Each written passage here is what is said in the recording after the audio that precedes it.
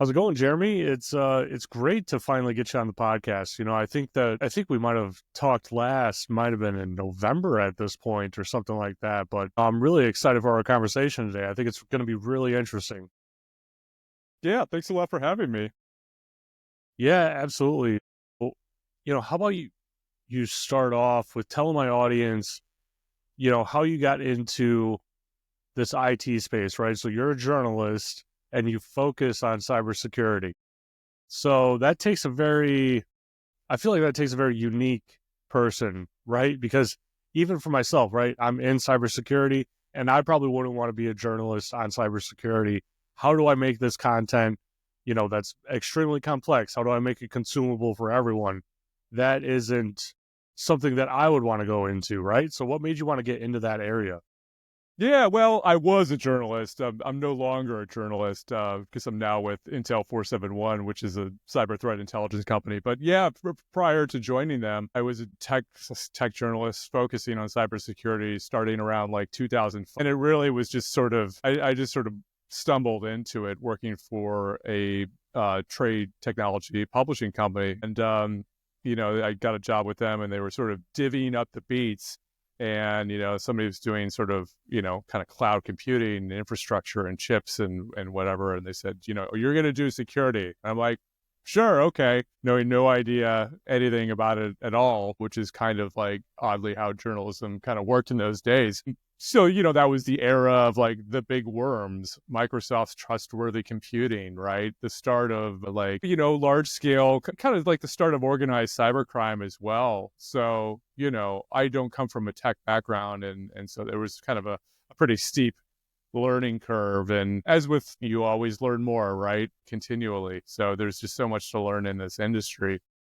And so I did that, for a long time. And then one of my sources was Intel 471. And I was always interested in sort of that underground cybercrime, tracing personas and trying to figure out real world IDs. And, I did a lot of chatting with threat actors as a journalist, because cyber criminals have to communicate one another, and they were always accessible through, it was Jabber like 10 years ago or 12 years ago and other ways, before that. So it was always easy to reach them. And so that was always my interest. And so when Intel 471 said, do you want to come work for us on our Intel analysis team? I said, yeah, that sounds awesome. So now what I do a lot of like journalistic-y kind of things. I work with our analysis team and also like our malware researchers and our analysts, who are in the forums to basically look at ways like how can we talk about some of this intelligence that we collect, right? Because we're in all the forums, we're chatting with threat actors, selling proof of concept for, you know, uh, the latest sort of vulnerability and looking for ways to be able to talk about that publicly because there's a lot of things that we can talk about. Actually, I should say that the other way. There's a lot of things we can't talk about, and finding the things that we can talk about, and that's because of our collection methods too, because we don't want to sacrifice, any of the access, that we have. So yeah, basically looking for ways to publicize that. And I have a couple of podcasts on the side, and I, work with our executives on kind of like thought leadership writing and things like that, and do a little bit of, my own reading on the side. So that's kind of in sum. Yeah, when you were getting started, was there a source that was kind of like your go-to source? Maybe it'd be a person or a site or anything like that when you were trying to learn and just figure everything out? I think, yeah. I mean, being a journalist, you have the benefit of being able to just call up and talk to, most people. Computer security is kind of it's a different kind of beat, and I think it took me a long time to realize that because, and particularly like in the CCI field, because a lot of researchers and people in the field, they don't want to have anything to do with the public, or like they don't want to be out there with their name because, and there's all kinds of reasons for that. We saw the issues that Brian Krebs had with threat actors linked to the com going back 10 years ago, right? When they were swatting him and sending, some of the Russians, I think, were sending heroin to his house. And so, there's always that risk of, I guess, harassment. Like, luckily it never happened to me, but there's just a lot of people that, and this goes to you work in security and like the whole issues around trust and sharing IOCs and sharing information about maybe specific things that TTPs that your organizations have been targeted for and weaknesses. And there's a real reluctance to be like, oh, I just want to share this out. And so it's taken a long time for like trust groups to build up and people to participate in ISACs and talk about this sort of stuff. But I think like as a journalist, like trying to cover this stuff, it did make it extra difficult. But I did find people that were more than happy to explain, like, can you explain BGP hijack to me, or, whatever, things like that, like really technical things, or I guess really sophisticated kind of like DNS, issues and use of DNS by malware and things like that. There's always people out there that are happy to explain it. So I think you just have to, kind of come to it from a really humble perspective. And even, now, I mean, our when like I'm going to write a post about Android malware update that our malware analysis team found like last year. And so I'll be working really closely with them. They'll read my stuff and I'll have more questions for them. And it kind of works in the same sort of way, because you have to think like even, our our adversary analysis team are not necessarily malware analysis people. Like a lot of them have cross skills that apply, but everybody's got their real like sweet lane and zone that they focus in. Everybody's really cautious about speaking, outside of their own lane. Hmm. Yeah, it's fascinating. So tell me a little bit about Intel 471. I actually haven't heard of it before I started talking to you. So just give my audience, a little bit of background or something. Sure. Yeah. So we were founded more than a decade ago by a couple of folks that came out of, one was an Australian guy who hired me. He was a former AFP cybercrime technician. And another is an American guy who was a former FBI contractor who worked on a lot of investigations related to banking malware back in the early 2010s. Our company is kind of, we're a cyber threat intelligence company, so we collect intelligence. So we do a lot of underground forum scraping. We do a lot of engagements with threat actors. We write these really in-depth reports about offerings on underground forums. We gauge the reputations of threat actors because that's really important, because it's like somebody saying, hey, I compromised Joe South. You're like, well, who's this person, right? Do they have a history of reliable claims? Do they have a history of reliable sales? We also do vulnerability intelligence. And so we look at new CVEs and look at in the underground, because there's so many CVEs. So the problem is like, well, what's the ones we should focus on? Where should we focus our patching efforts? And we approach it from the perspective of like, okay, well, if underground actors are like, hey, have you got POC for that new, I don't know, Sonic Wall, rumor of a Sonic Wall vulnerability, we'll look at that and go, oh, okay, so this person wants to buy this. They're a reputable buyer. This person says they're developing it. They're a reputable malware developer, exploit developer. This is one you probably want to patch, right? Because this is what it looks like is coming down the pipeline. We've also recently got into threat hunting. We acquired a company called Cybersecurity, and so they make a threat hunting platform, which is basically hunting, in your SIMs, in your EDR systems, and Sysmon, your logging systems, for those clues that you might have been infected by something. So say you've got like, you don't use PSExec, right? Like the remote management tool in your organization, and suddenly you've done a threat hunt for PSExec and you found it like in your SIM. And you can go, oh, right, we don't run that. This is definitely something we should probably look at. And that's really tying into our whole malware intelligence too, which I spoke a little bit about our malware intel team. And so, we emulate, more than sort of like 300 malware families. We collect samples directly from threat actors and also, public repositories, extract indicators from those. So those could be like C2 addresses, other artifacts related to those malware families. And, we write reports about those, engage from a threat. We put a monthly malware report out basically to say, oh, okay, this month we've seen thousands of downloads of smoke loader as a payload.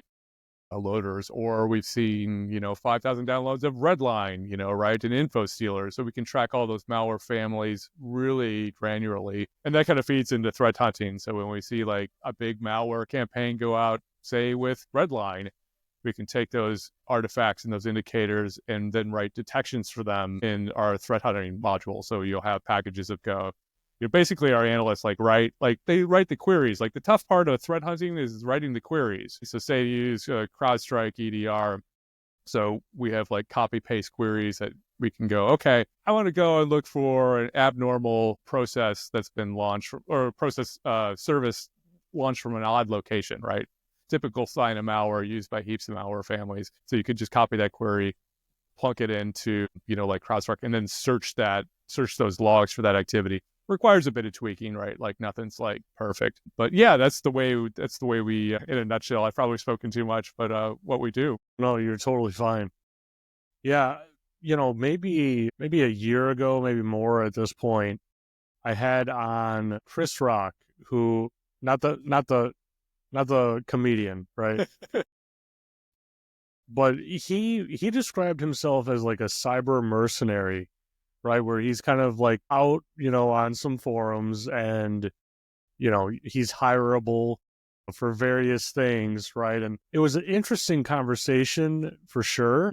It was maybe the only conversation that I've ever had with someone that I felt like I should probably not have the conversation because of the things that he was talking about that he did and everything. It was like, man, I really don't want the FBI like showing up at my door. This is one of those conversations where it probably would. Right. Yeah. Yeah. There's a variance of practices in CTI. We have a strict sort of ethical code that we use for our operations just to, specifically ensure that obviously we don't want to violate, any sort of, computer security, fraud and abuse laws or anything like that. So, this field, there's a variety of practitioners who have a variety of methods. Some are more aggressive as well. Like, if you're logging into systems, you could get more intelligence, right? And that's also a possibility. We've seen that happen with like law enforcement is doing that now, in the ransomware fight, right? Like they're able to compromise Lockbit systems. And that's something that we would not do, right? Because that's not in our purview and is not legal for us to do. But yeah, so sometimes when you see some incredible intelligence, like we've got the entire list of Lockbit affiliates, right? And they're NICs, right? And that's what law enforcement released with Lockbit, which is great stuff. And they're authorized to do it. And that helps, in the fight. But yeah, like I said, there's just a range of things. We work very closely with law enforcement, as do many other CTI companies, because everybody's got like a little slice of the picture too. Mm-hmm. So, occasionally we'll be listed, as helping with investigations into some of these, really complex law enforcement operations that have been happening, over the last couple of years. Well, okay, so now I have two questions, right? So have you actually come across other cyber mercenaries to some extent that are kind of for hire? Because I feel like that just that whole place, that whole like marketplace, right, so to speak, is so, I don't know, shady. Like I would not want to be anywhere near that Tor browser, or that Onion router when you're trying to do that. Have you talked to some people that are in that area and discussed like what they were doing and whatnot? Well, not really. What are they doing? I guess I would ask the question to you. Yeah, I mean, he talked about, gaining footholds and, enemy governments, electrical grids and, jamming the what is it? It's the IED blockers back when, early 2000s when America was in Afghanistan and Iraq and, IEDs were a huge problem. Well, the NSA came up with something that would jam all of the IEDs in the vicinity. This guy came up with a solution for Al-Qaeda to override that jam and still get through to the IEDs, right? So talking about stuff like that, where it's like, bad organizations typically are going on these forums, hiring people. Yeah, I think I recently read of somebody like that, of kind of I don't know if lone wolf is the right term for it.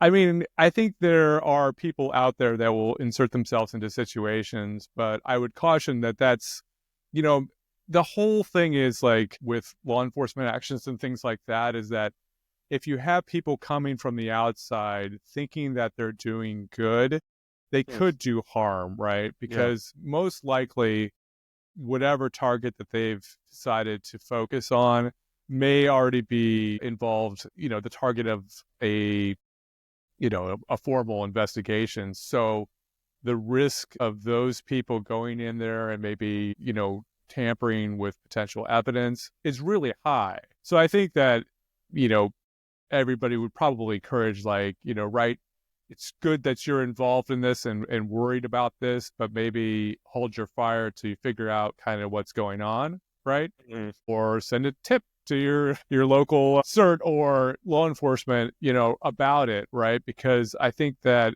it is a team fight, right? But it's also like, you don't want friendly fire either to kind of meddle with something.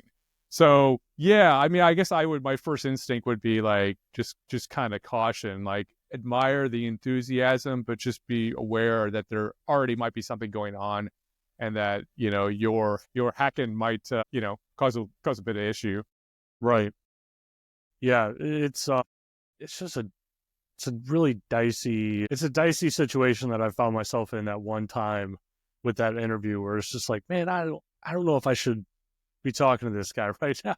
Like, you know, it's like we might end this thing a little bit early, but it was Right. a great conversation overall, but it's just like a crazy experience that, going into running a podcast you'd never think about, right? Like, because why would someone in that area ever want to talk to me? But publicly, I record his video, his face, like it's like Yeah. Yeah. I don't know, but he did seem very legit, and other, you know, halfway shady people have like vouched for him to me. So I was like, this seems too real.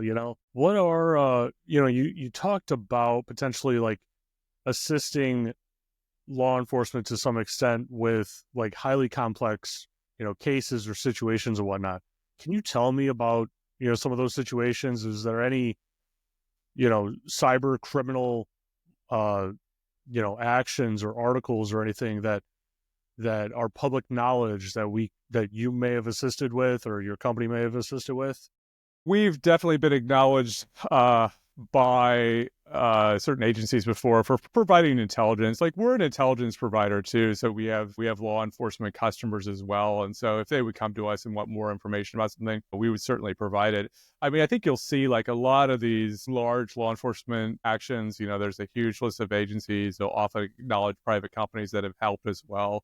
Like I said, it's just because everybody has a little bit more of a piece, right? And there's just a lot of threads to pull in cybercrime. So some organizations may have more data on certain groups or specific threat actors or, specific malware campaigns than others. So yeah, it's all a big one. And I think, like, honestly, from compared to maybe a decade ago, or even more, there's like a lot just more coordination now than there used to be. The adversaries were always able to exploit this really slow gap in between when a threat was identified or a group was identified and when something could actually happen.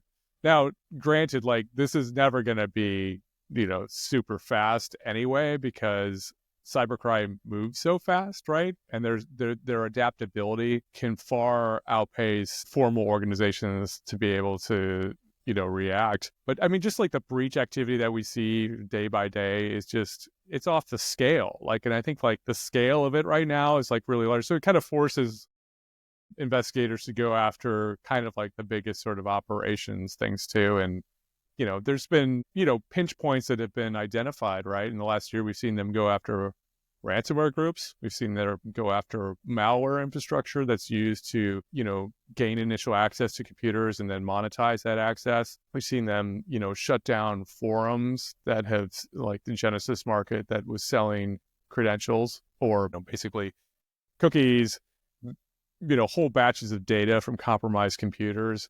We've seen them go after the cryptocurrency mixers, right? That's been a whole thing too, and also shut down cryptocurrency exchanges. So, there's clear like choke points to focus on, and we're seeing that, it's working in a way. The latest ransomware payment numbers were, or I guess the amount of money paid in ransoms last year, according to Chainalysis, was like, I think it was a third less in 2023. Wow. It was, yeah. So like, how do you attribute that impact? Well, probably a bit of law enforcement, a bit of disruption, maybe difficulty. And there definitely were difficulties in cashing out too, because Chainalysis said like a lot of funds are just sitting in addresses like now Yeah. and they're not moving it at all because it's been flagged. Right now we've got all these great blockchain companies that are flagging transactions. So we're seeing, it's hopefully this is meaningful reductions and it's not going to bounce back up. I mean, I like to see like, a couple of years, like 2 or 3 years of numbers trending down before you go, oh, okay, now we can go back in retrospect and analyze, okay, well, what caused this, right? Is this just like seasonal or just some yearly flux, or, like war in Ukraine in 2022 caused a big disruption? Is this because of sort of geopolitical events too? So it takes a while to go, oh, okay, like this is really working, but I think it's on the right track. That's really that's fascinating that it went down by a third.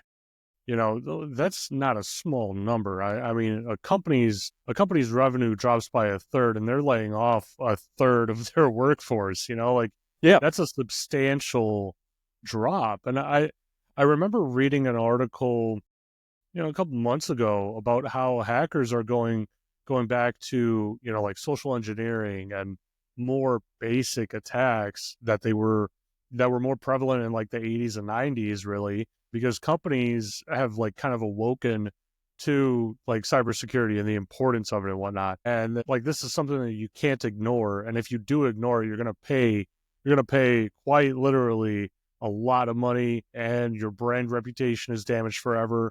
I mean, who doesn't know about the Target breach, right? And that happened almost 10 years ago, maybe 10 years ago at this point. Yeah. But who Right. doesn't know about it, right? Who doesn't know that Target was breached? Yeah. I mean, if you talk about, well, to go back to the ransomware thing, like it dropped by a third. But I was still a bit kind of cold on it in a way, because it still amounted to $800 million in ransoms paid. And I guess 2 points on that. One, it's always an underestimate because there's just stuff because of the way that we track or try to track ransomware that just escapes scrutiny. $800 million for a cybercrime enterprise is still pretty good. And the other part of it that I thought was not great was that the attack numbers were just barely less. Like, I think maybe less than 5% down. So you've got fewer organizations apparently paying because better cyber resiliency. That's terrific. But you have the same number of attacks, and you have to think like, okay, well, even if you don't pay a ransom, because that's one component of the cost of a ransomware attack, if you were attacked by a ransomware group and you are breached, there's still an enormous amount of cost associated with that, right? In like disclosure and legal fees, and you might have cyber insurance, but it might not cover all of it. So, to capture the full cost, or to go, all right, is this a real reduction in the threat landscape? And I would argue not really, right? It's better that, less people paying cyber criminals means that in theory, there's less incentive to do more cybercrime, right? The more frustrated that they get, right? Like the lower the hit rate, the less likely they're going to be like, oh, this is getting hard. Maybe we'll move on to something else, Yeah. And that's good. But it's not the full picture, I think, of what we're seeing with ransomware. So I'm really reluctant to be like, we've turned the corner on this. I think these are preliminary, really positive numbers. But I would say for enterprises going, oh, okay, we can just kind of, maybe take the foot off the gas in our resiliency plans or, hardening or anything like that. I would say absolutely not. You've got to really be aware of these common vectors that ransomware groups are gaining access. Yeah. Yeah, that makes a lot of sense. That's interesting, kind of that backstory, like behind the numbers, right? Because if you look at it at face value, I mean, that's the headline right there, right? Ransomware payouts decreased by a third. You think, okay, like we're doing something positive. Like we've made a huge turn here. Ransomware isn't even going to be an industry in a couple of years then, right? Like that's the kind of mind jumps that you can take with a title like that, and then you dig in, Yeah. and it's like Yeah.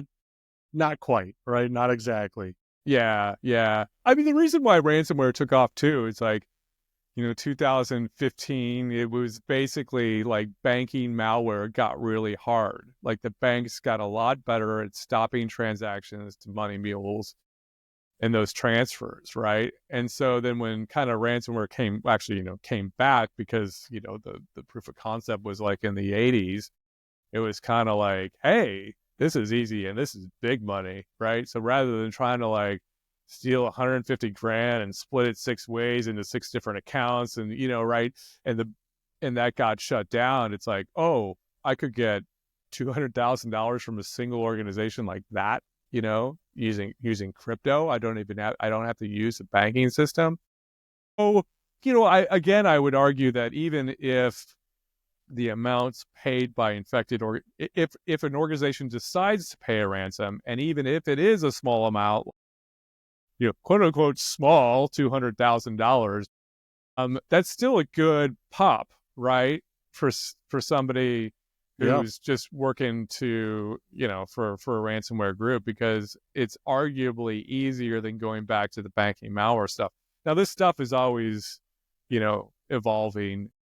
So, but I think at the point, like maybe we'll see a shift where it's just really hard to get a payout. When you have people that are working really, really, really hard to get, and it also, I think if it becomes unfeasible to really run a ransomware as a service group, kind of like the whole like, hey, we developed the malware in the back end and the whole affiliate model, when that kind of gets busted up too, when it gets too risky to do that. What we saw in the last year was a lot of, when Alpha V went down, like Hive went down and Lockbit went down, we saw a lot of like new ransomware brands kind of pop up from like smaller groups that some of them look like they were maybe started by threat actors that came out of like, Conti and Ryuk, like kind of long running actors. But these smaller operations, right, it makes ransomware harder to track. But our theory and a lot of other groups' theory was that, well, maybe they're doing this because they don't want to get exposed in like the big Lockbit bust, right? Where, the back end of Lockbit is revealing, perhaps data about them, that can be used to track them. So we'll split into smaller groups and do smaller jobs. So I think that's what we could be seeing going ahead. It just kind of makes sense to us. Yeah. Yeah, that's really fascinating. So to kind of switch gears a little bit, right? Pique my own curiosity here, right? What have you seen with nation state actors and maybe even the inner workings between them and different, hacker groups that may not even be associated with that nation state actor? I'm thinking of things like, obviously Iran and Russia and whatnot. And I'm also very interested to see or hear if you guys saw anything coming before the Russia invasion of Ukraine in 2022. Did you see any intel indicating, hey, this thing may actually happen, right? With that, but only in open source, right? I mean, I think that caught a lot of people off. There was a lot of collaboration between Ukrainian threat actors and Russian threat actors, but the war caused a big sort of split. But I mean, prior to that, it, just open source that everybody else sort of saw. But as far as nation state, I mean, you're seeing this increasing intersection of cybercrime and nation state stuff, and then it's been happening for a few different reasons, and depending on like the threat actor, right? So we've seen a lot of like double dipping in the sense that we'll see, like threat actors in like China or Iran, right? Like oftentimes, like the nation state stuff gets mixed up into like private companies, as it does in the West too, where you have private companies offering services to nation states for their operations. And sometimes you'll see some of those actors kind of double dipping. I know we saw this with some China actors as well, where it kind of looked like they were doing sort of two sorts of jobs, like some kind of side jobs of like financially motivated things, and then the formal job. And with Russian threat actors, I mean, we've seen the Russian state lean on threat actors for a long time, right, for their own sort of purposes. So we know, like going back to like Game Over Zeus, TrickBot, and this is public knowledge too. This is not stuff that you can't research, but there's been sanctions levied against the TrickBot actors, where the U.S. government has openly said, and I think the U.K. government, that there's there's affiliations with Russian intelligence. And it kind of makes sense too that like when you have very sophisticated threat actors running botnets that have access to millions of people's computers, that could aid in their operations as well. So I'll give you another example of that too, right?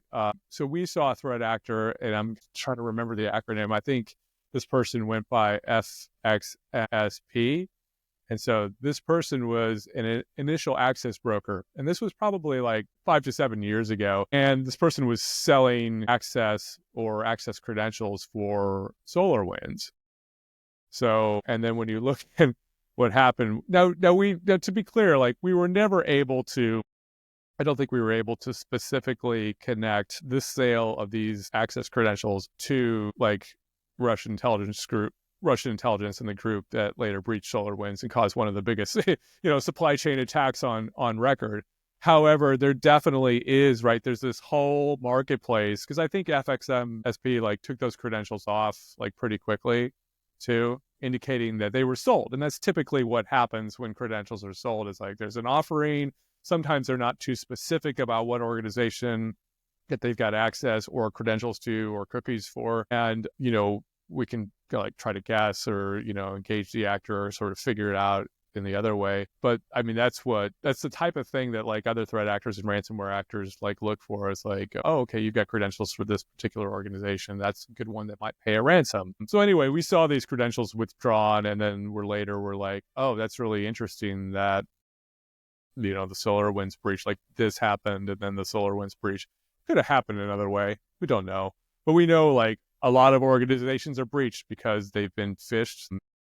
You mentioned social engineering. I mean, that's another way that kind of also sometimes works with phishing as well to get in. But there's like this, to get back to the whole interplay between government and APTs, like or government and financially motivated cybercrime, there are definitely overlaps that we see sometimes in infrastructure as well. And actors going, oh, okay, well, this definitely looks like this person's doing, like these people are doing like a couple different things, right? Yeah. That's fascinating that they're almost like moonlighting. It's like, man, I was talking to someone that is a cyber warfare officer for the U.S. military, right? And he talked about like actually, getting target packages, developing the executable, and creating the documentation for the next guy to go and execute, the attack with his payload and everything. Right. And he was talking to me about it. And I'm just sitting here thinking like, man, I really hope this guy never goes rogue, because like what he's talking about right now, it's unstoppable. Right. Like I asked him, has there ever been a target package that you were handed that you just couldn't get into? You just couldn't find a way in. Right. And he said, no, there's never been a single thing. He goes, sometimes if, it's really hard, I'll go and I'll hack, the phone. Sometimes, and I'll go from the phone and I'll leap onto their laptop, and when I'm on their laptop, it's game over, right? And he's like, and think about it. If I have their phone, I have their MFA, right? If I have their MFA, there's nothing that's going to stop me when they enter that building. And I mean, it was really interesting. I actually haven't released that episode yet. I'm probably going to release it sometime this year. I actually recorded it, I think 4 years ago at this point, because this guy, he completely disappeared. He used a totally, different alias. I didn't record the video. I only had audio at that time. And I mean, he's been scrubbed off the internet, right? So I know there was something to it because this guy is non-existent.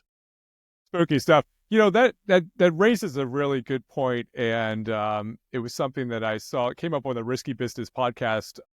They were quoting a report from CyberCX, which is a big Australian consultancy down here. It was basically their annual report divided their investigations according to sort of adversary, right?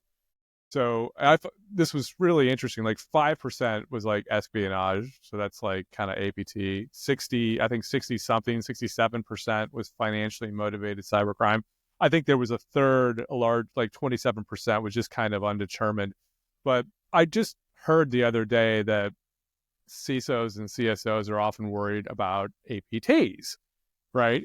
And as well, look, depending on your sector, if you're CNI, critical national infrastructure. I mean, undeniably, if you're like a telco or ISP, for sure. But I mean, I kind of agree with Selena Larson of Proofpoint, who for a few years has been talking about how, if you're hyper-focused on trying to stop an APT, you're probably missing the more likely source of an attack, which is financially motivated threat actors. And and as you say, your source that you spoke with right, if an APT is determined to get into your organization, I mean, I would argue good luck stopping them. Not to say you shouldn't try, right? But yeah, right? Like, it's going to be really, really difficult if either China or Iran or Russia's top tier group of, cyber SigIntel people decide we're going to get into you, right? Who have infinite amount of time, who have an infinite amount of resources, who are not looking to monetize quickly, right? Because I guess that's one thing that separates, a huge thing that separates APT from FinCrime, right? And this was also in that same report, like the dwell time for APT, 400 days, right? They're not looking to make a buck. They're looking for long-term access to be exploited down the road. FinCrime needs to get paid, right? They've paid for access credentials. They're paid for bulletproof hosting. They've got to pay for their fish kits. They got to pay for a bunch of, they've got to pay for a bunch of stuff, right? So they want to get a payout, right? And I think that dwell time was like, matter of days now. So, not to say, I'm not saying like APT is not important by any means. Like for national security, it's hugely, hugely important. But I would say, like, if you are a private company, like, right, and you have limited resources, probably studying Cozy Bear's techniques and ensuring you're perfectly guarded against those. It's the latest threat report that's come out, DFIR report that's come out against Cozy Bear, is probably not the best use of your resources. It's probably the FinCrime folks that are going to cause you the biggest and most public headache. Because if you look at right, what does FinCrime do? They steal your data and they put it on breach forums, or they steal your data and put it on a ransomware. Like, it's a huge amount of hassle straight away, right? Because it's like public, it's like they're trying to extort you and they're threatening you and it's really aggressive. They're WhatsApping your CEO and harassing his wife or her wife. It's just like a big intense thing while your APT espionage people are kind of like slinking in slowly. You're trying to slink out slowly. It's different, it just depends on your threat. It comes back to threat modeling, right? Like, who is most likely to attack you? How do you defend against that, right? It's good also not to just don't overcomplicate it, right? You have the added benefit that like a lot of FinCrime groups and APTs are now using the same techniques, right? So if you're doing like, especially I see this in our threat hunt platform, right? Like we'll look at a specific technique, like say we'll take DNS request from an application like that you didn't install, like an unorthodox DNS request, right?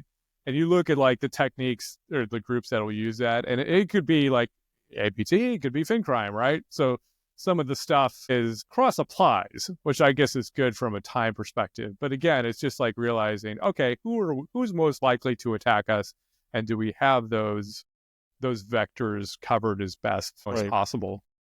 Yeah, I mean, like you said, right? It's extremely important to understand even who your adversary is, right? Like you have to understand who's actually coming for you, who wants access to your computer and whatnot. I talked to an AI security researcher at NVIDIA, right? And Wow. he was talking about the security protocols that they put up for their chips, for all of their chips, all of their products, right?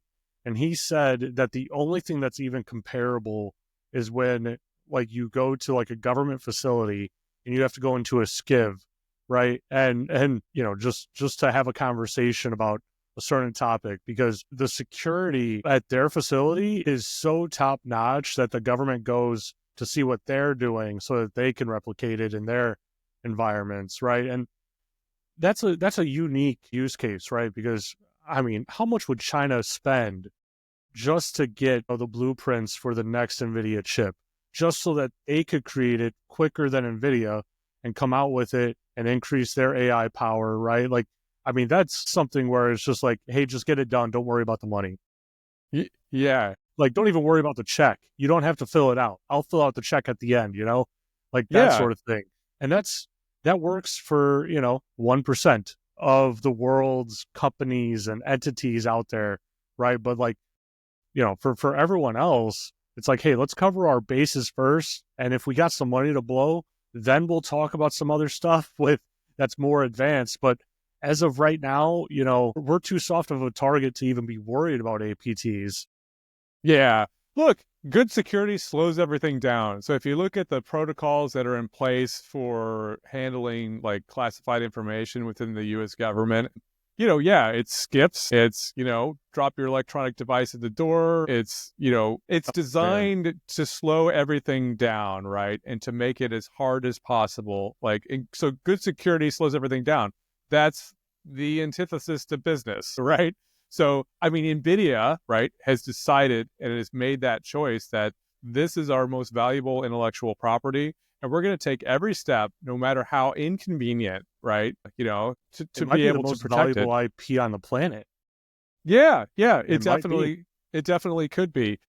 So yeah, so like, look, you can always implement better security, and I guess that's always the trade off with business processes of like, okay, well, what do we need to protect, and how secure does it need to be, and how much is that a disruption to what we need to do, as a business every single day? And those are choices that CISOs and CSOs have to make, all the time. Where you've got probably analysts, going, we really need to do we really need to do like phishing resistant, right? Here's an example: phishing resistant, FIDO keys, basically. So you have to stick it in your computer before you log in, right? Like this is the best way to basically stop credential theft now, because phishing kits and info stealers are basically grabbing credentials, grabbing cookies, grabbing everything off the machine. And if you have the cookie, You MFA got is everything you irrelevant, need. right? Yeah, Yeah. like unless that cookie expires, you can set like short expiration dates. But anyway, like, and like the thing is of like having to have something with you and insert in a machine is a pain, right? Like that's something else that people might forget, or but that's the point that we're at. And so if you want it to be the most secure that it can be, and I would argue that protecting credential theft and cookie theft should be number one, because that's one of the primary ways that adversaries get access to machines. So yeah, I think for better security, we're going to have to put up with some inconvenience, or just a change in work processes and patterns, and that's where we're at. If that's what we have to do to protect data, then that's what we have to do. So I mean, remember, like even a few years ago, like there'd be a breach and like companies would be like, oh, we don't want to reset everyone's password because that would inconvenience people. Like now that's just kind of like, what? It's a joke. It's laughable, Yeah. right? We're laughing at it. Like, of course you have to reset everybody's password if your password database has been stolen, or Right. whatever. So yeah, we just have to change our mindsets too, and be like, things that are inconvenient at first glance often just become routine. right? Like, it's like, oh, okay, there's been break-ins in our neighborhood. Maybe I should do the second lock or whatever. Or, just like the things that we modify in our own personal lives because we perceive an increased, threat risk. Like, okay, I'm going to really wash my hands because people have got the flu, right? It's inconvenient. It takes longer to wash your hands 3 more times a day or whatever, but it probably lowers your risk of arguably of getting the flu. So Yeah. Wow. Yeah. I mean, Jeremy, we've been on this thing for a while now, right? Like the conversation really flew by, at least for me, right? And I'm very conscious of everyone's time, but I want to ask you one more question.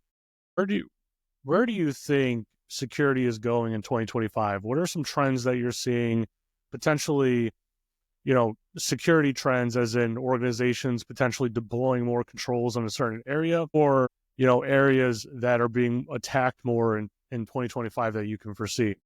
well, am I allowed to talk about AI and DeepSeek? Yeah, I mean, I guess we go for another hour.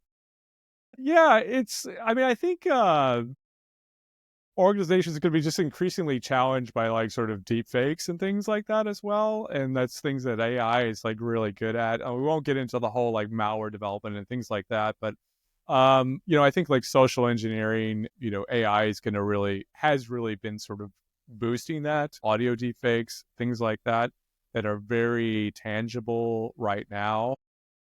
And I think, I guess again with like the major sort of threat actors, I would say ransomware too. And it's like again, just kind of like don't sort of overthink it. Move to phishing resistant authentication. Like that's a huge one. Like, just patching stuff on CIS's KEV, right? The known exploited vulnerabilities list, right? KEVs is a dead simple thing. They just took the vulnerabilities if they're exploited and put them on a list.